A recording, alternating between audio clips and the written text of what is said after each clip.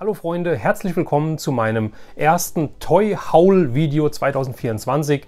Ich habe dieses Jahr schon, obwohl das Jahr erst einen Monat alt ist, sowie Ende letzten Jahres noch einiges an Toys bekommen. Das möchte ich jetzt in diesem Video zusammenfassen. Es ist eine bunte Mischung, ein Potpourri aus verschiedenen Toylines. Leute, seid gespannt, los geht's!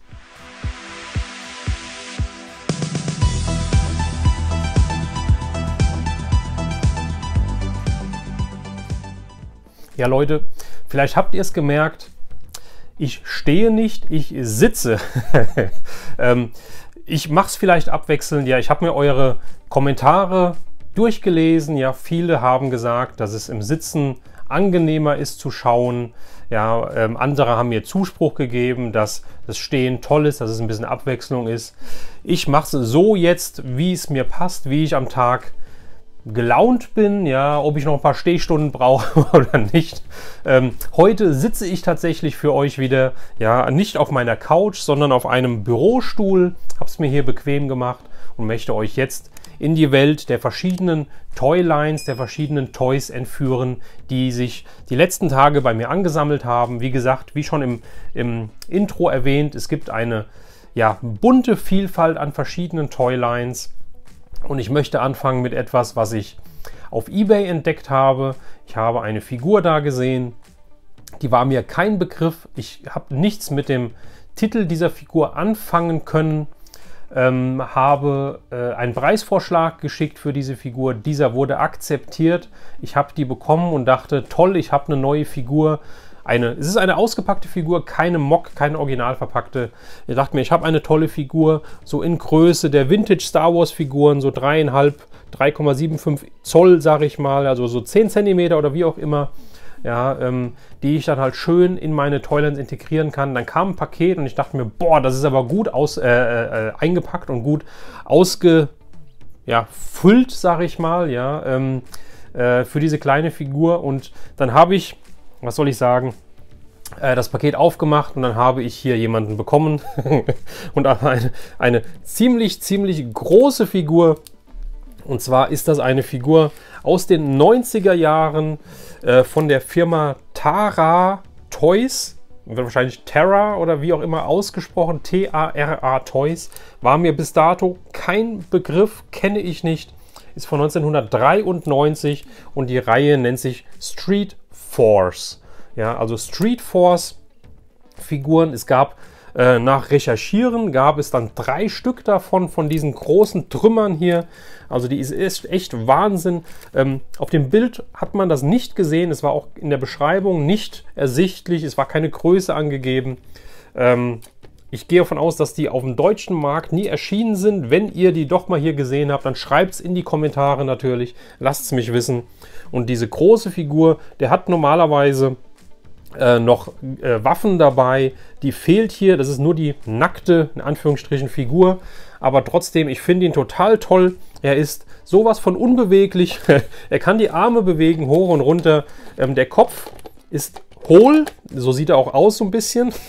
Aber der Kopf ist wirklich hohl und der sitzt auch nicht fest. Der wackelt hin und her. Also ich weiß nicht, ob der so locker war oder ob ob drin vielleicht irgendwas ab ist. Es hört sich nicht so an. Ja, ansonsten kann er die Hüfte ein bisschen bewegen und die Beine sind komplett starr. Da geht gar nichts. Und das Tolle an dieser Figur ist, außer dieser geisteskranke Gesichtsausdruck hier, nenne ich es mal.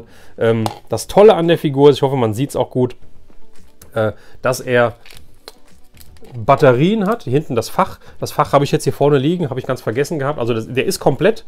Ja, die Abdeckung kann ich drauf machen, aber ich habe Batterien eingesetzt, um es zu testen und er funktioniert auch und er macht richtig tolle Geräusche. Normal, wie gesagt, hat er noch eine Maschinengewehr oder sowas in der Art in der Hand. Die hat auch vorne so ein Leuchtteil, sage ich mal. Wahrscheinlich blinkt das dann auch, wenn ich nämlich auf den Knopf drücke und vielleicht hört ihr es dann.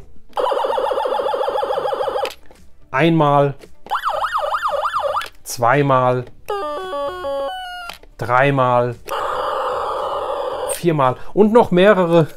Ich möchte euch da jetzt keinen Tinnitus oder sowas halt ans Ohr drehen. Die Figur ist in einem sehr schönen Zustand. Wie gesagt, ist von 1993. war mir kein Begriff und ich wusste nicht, dass er so groß ist. Ja, ich finde ihn aber so cool. Das ist so typisch 90er Jahre Farben. Dieses, ja, hellblaue Oberteil, dieses zerrissene, diese grüne Hose, diese blauen Stahlkappen vielleicht an den Stiefeln hier. Ja, ich finde es total klasse. Also der ist viel mehr 90er Action-Toys, geht eigentlich nicht. Und was soll ich sagen? Ich freue mich, dass er jetzt in der Sammlung ist. Ich weiß nicht genau, wo ich ihn hin tue, weil er doch schon wieder größer ist. Irgendwie habe ich es mit großen Toys. Aber ich mache mir mal Gedanken, wo ich den unterbringe. Ja Leute, und dann machen wir am besten gerade, weil wir gerade dabei sind, mit großen Toys weiter. Denn ich habe im Live-Sale von Z-Toys, Christian, Grüße an dich, zugeschlagen und auch da wieder eine große Figur bekommen. Aber eine Figur, von der ich wusste, wie groß sie ist und auch eine Figur, die ich unbedingt haben wollte. Denn es ist wieder mal ein neuer Arnold Schwarzenegger. Und zwar habe ich hier schon mal die Verpackung, denn es handelt sich um die Figur des Jack Slater aus dem Film Last Action Hero, ebenfalls von 1993. Ja, der Karton, das hatte er auch im Livestream oder im Live-Sale besser gesagt, mehrmals erwähnt, dass der Karton in keinem schönen Zustand ist und das ist er auch nicht. Der Blister ist vergilbt, der Blister ist an mehreren Ecken eingerissen. Ja, der Karton ist komplett verdreckt. Keine Ahnung, was damit passiert ist. Ja, die Rückseite ist auch dreckig wie Hölle. Ja, unten auch. Also der ist, keine Ahnung, was mit diesem Karton passiert ist hier.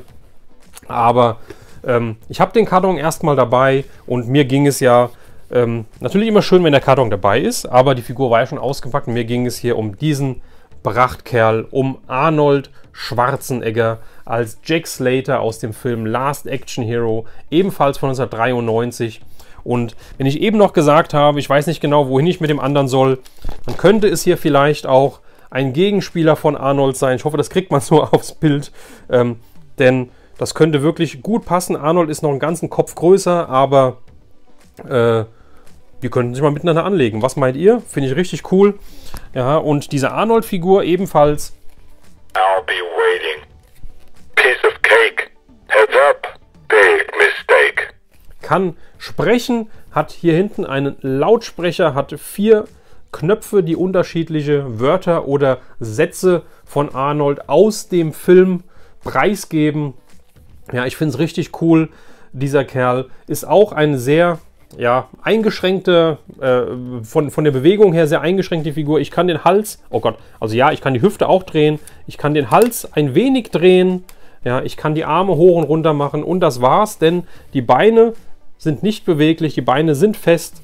Ja, aber auch das finde ich richtig cool. Wie ihr wisst, wenn ihr meine Videos schaut, ich brauche keine 5000 Bewegungspunkte, ich brauche keine beweglichen Knöchel, Handgelenke, Ellenbogen etc. Das ist alles was brechen kann. Das ist alles was ich nicht brauche, weil ich keine Figuren in Position stelle, um halt irgendwie 1000 Fotos zu machen. Ich möchte mich an den Figuren ergötzen. Ich möchte die Figuren ja, in meiner Sammlung haben. Ich stelle die einmal hin und das war's. Und daher brauchen die auch keine Bewegungspunkte. Und guckt euch mal das Gesicht an. Ich finde es einfach mega. Der sieht so gut aus, finde ich. Ja, und ich habe ja ein Faible für diese großen Figuren. Wer mein letztes Video gesehen hat, der hat ja auch den Arnold Schwarzenegger von 1985 gesehen, aus dem Film Kommando, beziehungsweise in Deutschland Phantomkommando. Und das ist jetzt eine schöne Ergänzung wiederum für meine Arnold-Sammlung. Und den stelle ich mal hier hin. Das soll es noch nicht gewesen sein, denn ich gehe mal gerade hier runter. Wie gesagt, ich bin ein bisschen improvisieren mit dem Sitzen hier, denn ich habe ja keinen Tisch jetzt gerade vor mir. In dem Live-Sale von Z-Toys habe ich weiter bei Last Action Hero zugeschlagen. Und zwar habe ich hier den Evil Eye Benedict. Das sind jetzt die normalen Standard-Toys aus der Last Action Hero-Reihe. Das ist der böse Gegenspieler, der Benedict, ja, mit Waffen, mit einem Koffer und mit seinen verschiedenen Aufklebern hier, seinen verschiedenen Augen. Finde ich sehr, sehr schön. Ich finde auch diese Karten richtig klasse hier. Last Action Hero, das ist ja das Original-Logo, sage ich mal. Das ist ja diese goldene Kinokarte aus dem Film, um die es ja geht. Und ich finde diese Karten von den Artworks her richtig schön, weil diese Karten immer besonders sind, immer auf die Figur gemünzt. Das heißt, ich habe hier wirklich diesen Benedikt schön gezeichnet im Hintergrund. Ja, und auf der Rückseite habe ich, wie es meistens so ist, die Figuren, die es sonst noch gibt. Sowohl halt das Ganze, was ich mit Benedikt anstellen kann, was ich mit seinem Koffer anstellen kann und so weiter. Finde ich richtig schön. Figuren sind von Mattel, auch aus dem Jahr 1993. Dann geht es weiter. Dann haben wir hier den Danny, den jungen Hauptdarsteller, der kleine Junge, der erst den Film quasi ins Rollen bringt, sage ich mal. Ja, mit einem, nennt sich Hook Launching Danny. Das heißt, der hat hier ein Geschoss, ein Gerät dabei mit einem Enterhaken, den er abschießen kann. Ich glaube, das kam nicht wirklich im Film vor, aber Mattel ist ja da selten verlegen, irgendwelche Sachen zu verwursten. Da kommen wir gleich nochmal drauf. Ja, und auch hier auf der Rückseite wieder, was man mit dem Danny machen kann und die Figuren, die es sonst noch gibt. Und auch vorne, vergessen zu sagen, Danny und der Arnold. Das ist ein Bild, was öfter vorkommt, denn wie ihr seht, habe ich hier den Arnold aus der Anfangssequenz des Films, aus einem Film im Film, in dem er das allseits bekannte Sein oder Nichtsein von sich gibt. Ja, also hier in seiner, ich nenne es jetzt einfach mal Verkleidung, hier hat er auch den Totenkopf dabei, den er so eigentlich ja hält, ist ja allen bekannt oder sollte vielen bekannt sein. Ja, und hier ist das Bild identisch, also alle Arnold-Figuren haben das gleiche Motiv mit dem Danny mit drauf. Ja, das war der dritte. Dann habe ich hier auch den Ripper, auch den bösen Gegenspieler von Jack Slater aus den Filmen, der dann ja auch am Ende des Films in die Realität rüberspringt, ja, mit Hilfe von Benedikt. Ja, auch sehr, sehr schön. Die Figur finde ich richtig klasse. Ich finde das Artwork klasse, wie er mit seiner Axt da nach vorne brecht. Ja, er hat hier einen Zylinder, wobei ein Zylinder, wüsste ich gar nicht, dass er den im Film hatte, oder? Ich bin mir gerade gar nicht sicher. Auf jeden Fall hat er seine Axt dabei und er hat einen Umhang dabei. Das heißt, auf der Rückseite sieht man es auch, man kann ihn verkleiden, so ähnlich wie Dracula. Kann auch den Umhang aufsetzen, den Zylinder aufsetzen, den Umhang an und dann kennt man ihn kaum. Finde ich richtig, richtig cool. Und das waren 4 Figuren. Und die 5. darf natürlich auch Jack Slater himself als Standard-Action-Figur nicht fehlen. Das ist der Undercover Jack. Ja, das heißt, er hat seine Polizeiweste an, hat Handschellen dabei, hat aber auch noch einen Mantel dabei, in dem ich die Figur quasi einpacken kann. Ja, und dann ist er kein Polizist mehr, sondern dann ist er einfach Undercover mit einem Mantel. Finde ich sehr, sehr cool. Das sind die Figuren, die ich jetzt bekommen habe. Waren auch die ersten Figuren aus der Last Action Hero Reihe. Das heißt, mir fehlen noch ein paar. Da bin ich jetzt auf der Suche. Also wenn ihr original verpackte Figuren, vielleicht auch lose Figuren von Last Action Hero habt, ich möchte auch gerne noch ein paar lose davor stellen, dann könnt ihr mich anschreiben oder kommentiert einfach hier unten und dann werden wir uns mit Sicherheit einig. Ja Leute, der Live-Sale war dann vorbei. Z-Toys hatte dann in dem Live-Sale noch ein Auto von Last Action Hero gezeigt in OVP. Das habe ich mir da nicht gegönnt, weil ich da echt schon viel zugeschlagen habe, sage ich mal. Aber es hat mich dann nicht schlafen lassen. Ich habe dann keine Ruhe gehabt. Ich habe dann am nächsten Tag angefragt, hier, ist das Auto denn in dem Sale weggegangen? Habe ich es vielleicht verpasst, übersehen? Er sagte, nee, ist es nicht weggegangen.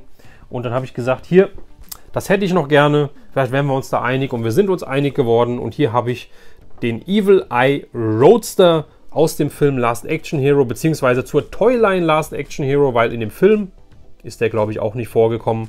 Das meine ich auch mit dem Verwursten von Mattel. Ja, da werden andere Fahrzeuge, Figuren aus Toylines mehrfach in anderen Toylines wiederverwendet. Einfach nur, damit es da ein bisschen Fülle gibt. Ja, finde ich aber sehr, sehr schön. Ist auch heutzutage gar nicht mehr so günstig, habe ich wirklich gesehen. Ja, und noch original verpackt, noch sealed. Der bleibt auch sealed. Vielleicht finde ich irgendwann nochmal einen ausgepackten, dass ich den so ein bisschen nach vorne davor stellen kann. Aber ich finde halt auch hier wieder das Artwork recht schön. Das ist halt, man sieht es halt sofort, das ist halt 90er Zeichnung. Ich finde einfach, man sieht das. Ja, wie der Benedikt hier die Faust reckt, wie die Krawatte, wie der Schlips nach hinten im Fahrtwind nach hinten segelt. Ich finde es richtig, richtig cool. Und das Auto habe ich mir dann auch noch gegönnt. Ja Leute, dann hatte ich ja in einem der letzten Videos schon meine Toy-Funde oder Toy-Käufe, Erwerbungen von Steinedorf von dem Olli und dem Basti, auch Grüße an euch, vorgestellt aus einem der letzten Live-Sales. Und es gab dann nochmal einen Live-Sale, bei dem ich wieder zugeschlagen habe. Und da habe ich wieder für meine Toylines noch ein paar Ergänzungen gefunden. Die möchte ich euch jetzt auch nochmal vorstellen. Und zwar hatte ich auch wieder hier Lieblingsschauspieler, Action-Toys, 90er Jahre. Das macht mir aktuell so viel Spaß. Ja, eben hatten wir Arnold Schwarzenegger und jetzt kommen wir nochmal auf Sylvester Stallone, beziehungsweise auf einen Film von Sylvester Stallone. Komischerweise auch 1993. Das heißt, alles, was ich bisher gezeigt habe, ist von 1993. Das macht mir ein bisschen Angst gerade. Und zwar habe ich weitere Figuren aus dem Film Demolition Man bekommen von Steinendorf im Sale. Ja, auch wieder von 1993 eine Figur, die der ein oder andere vielleicht, wo der ein oder andere vielleicht Ähnlichkeiten entdeckt, denn auch hier diese Figuren, zumindest Teile von diesen Figuren, wurden verwurstet in der Demolition Man Serie und stammen von Mattel aus der He-Man New Adventure Serie, ja, aus den He-Man, unserem geliebten He-Man, wie er in den Weltraum abgedüst ist, wo es dann nicht mehr mein geliebter He-Man war. Diese Figuren, die mich damals nicht angesprochen haben, mich heute noch sehr, sehr wenig ansprechen, die wurden hier nochmal verwurstet, da wurden die Formen benutzt, teilweise. Und ich glaube, die Beine und so weiter sind von ihm, der Oberkörper mit Sicherheit auch teilweise, die Arme. Der Kopf könnte ein anderer sein, ich bin mir nicht hundertprozentig sicher. Aber die Figur gehört zur Demolition Man-Reihe, original verpackt, auf Karte in sehr schöner Zustand. Und es ist der Battle Hook Friendly Hook Launching Firepower. Und was mir gerade auffällt, das möchte ich jetzt gerade hier nochmal zeigen. Ich bin gerade kurz abgetaucht. Ja, genau. Wer hier Ähnlichkeiten sieht, der hat es wirklich, ja, der sieht sie wirklich, denn diese beiden Figuren haben das gleiche Zubehör dabei. Beide haben diesen Launcher, diesen Enterhaken, diese Waffe mit dabei. Finde ich echt witzig. Also es wurde alles mehrfach verwurstet. Ja, die gleiche Waffe dabei. Beide Toylines kamen 1993 raus, die Filme auch 1993. Und wenn man das sieht, die Karten sind identisch groß, die Blister sind identisch groß. Ja, finde ich echt witzig. Also die wurden simultan wahrscheinlich in der Produktionsstraße hergestellt. Einmal mit dem Demolition Man Aufdruck, einmal mit dem Last Action Hero Aufdruck. Finde ich echt witzig. Also wie gesagt, eine Demolition Man Figur. Diese Figur übrigens auch wieder eine Figur, die nicht im Film vorkam, die nichts mit dem Film zu tun hat, mit dem Film Demolition Man. Ja, einfach einer, den sie dann irgendwie da noch mit beigebracht oder beigepackt haben, weil noch irgendwie eine Figur rausgebracht werden musste, keine Ahnung. Und eine weitere Figur, die ich von Steinendorf bekommen habe, auch aus diesem Sale, ist weiter eine Demolition Man Figur. Und ich habe hier nämlich einen Wesley Snipes, das ist ja der Gegenspieler von Stallone in dem Film. Beide werden eingefroren und in der Zukunft aufgetaut. Ja, und es ist der Blast Attack Phoenix. Phoenix war sein Name. Water Blaster and Techno Bow. Ja, also das ist wieder eine Figur, die hat hier wieder so ein Wassergimmick dabei. Das heißt, ich kann die Waffe, sieht man hier hinten, ins Wasser tauchen und kann dann wahrscheinlich draufdrücken und der schießt Wasser raus. Ja, auch hier, hier bin ich mir nicht sicher, aber ich könnte mir auch vorstellen von den Beinen her, dass das wieder eine New Adventure, zumindest der Unterkörper ist. Also finde ich echt cool, was diese Toylines, was diese Toy-Firmen teilweise an Sachen, wie gesagt, ich sage jetzt nochmal dieses Wort verwursten, um sie in der neuen Toyline nochmal rauszubringen, was manchmal für Geschichten dahinter stecken, finde ich richtig krass. Auch wieder zwei weitere Figuren zu dieser kleinen Toyline. Die 90er Toylines sind ja meistens sehr, sehr überschaubar mit wenigen Figuren, maximal so um die 10, meistens sogar drunter mit 1, 2 Playsets oder Fahrzeugen und so weiter. Ja. Sehr überschaubar. Von daher ja, wieder ein weiteres Stück, um meine Demolition Man Sammlung zu ergänzen. Und dann haben wir noch weitere Toys, die ich euch zeigen möchte, die jetzt ein bisschen später sogar rausgekommen sind. Ich meine 1997, aber auch, die ich bei Steinendorf bekommen habe. Und zwar habe ich hier Figuren, und das finde ich richtig cool, aus der Alien, oder beziehungsweise aus dem Alien-Franchise, aus Alien Resurrection. Das ist der 4. Teil der Alien-Reihe, wo Ripley quasi geklont wird, wo Winona Ryder mitspielt. Ja, und auch hier kurz die Rückseite gezeigt. Es gab 6 Figuren, auch überschaubar. Hier, die Figuren sind von Hasbro, aber ich habe sogar noch das Kenner-Logo unten drauf. Das war ja gerade so diese Übergangsphase, denke ich. Und ich habe hier Alien Resurrection. Ich habe hier einmal die Ripley bekommen. Ja, und ich finde diese Boxen halt richtig cool. Ja, die Figuren hätten auch locker auf irgendeiner Blisterkarte oder wie auch immer oder auf einem schlichteren Boxdesign rauskommen können, nenne ich es mal. Aber ich finde das richtig gut gemacht. Ja, und die Figuren haben auch immer Waffen dabei und meistens halt irgendwie nochmal ein kleines Add-on, wie hier so ein kleines Alien nochmal mit dabei. Ja, finde ich richtig, richtig schön. Steht auch hier oben, steht Movie Edition. Ja, und wie ihr wisst, 90er Jahre Toys sammle ich fast ausschließlich nur von Filmen oder Serien. Von daher passt das 100% rein. Dann habe ich noch eine zweite Figur bekommen und zwar ist das Warrior Alien. Auch wie gesagt aus dem Sale von Steinedorf. Ja, auch das sieht richtig, richtig klasse aus. Das gefällt mir sogar ziemlich gut. Ist in braun gehalten. Ja, auch wieder ja, eine Alien-Figur, eine Alien-Variante. Es gab ja da unzählige, wie gesagt, wenn man die Rückseite nochmal zeigt, dann sieht man ja wirklich, es gibt hier noch das Battle Scared Alien, ein rotes und ein Aqua Alien, ein blaues. Ja, das ist das, was mich so ein bisschen abschreckt, weil diese Viecher sind halt auch nicht im Film vorgekommen, aber sind halt als Figuren einfach mal rausgebracht worden. Und eine weitere Figur, die ich aber dann wiederum ziemlich cool finde, habe ich nicht bei Steinedorf bekommen, sondern die habe ich auf eBay wirklich, wirklich günstig geschossen. Die dritte Figur zu dieser Alien Resurrection Reihe, und zwar ist das Newborn Alien aus dem Filmende oder vom Filmende. Ich finde es einfach toll. Das ist so ein Alien-Klon, sag ich mal.